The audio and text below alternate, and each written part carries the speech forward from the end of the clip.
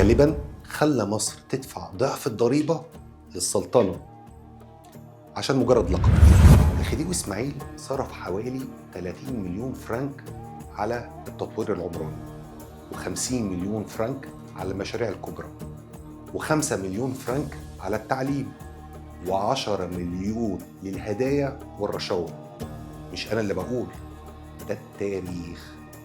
يعني إجمالي المصروفات اللي ذكرها التاريخ واللي صرفها الخديوي اسماعيل في حدود 280 300 312 مليون فرنك. نبدأ بقناة السويس اللي تكلفتها وصلت ل 88 مليون فرنك، ده غير 84 مليون فرنك الغرامة اللي أصدرها نابليون الثالث. ومش بس كده، المهندس الفرنسي قدر يقنع الخديوي اسماعيل قبل افتتاح قناة السويس إن هو يجيب مخيمات للعمال ومستشفيات صغيرة وشوية حاجات تانية كده، عشان يبان قدام ضيوفه الأوروبيين إن هو بيهتم بالأمور الإنسانية وبيخاف على العمال بتوعه.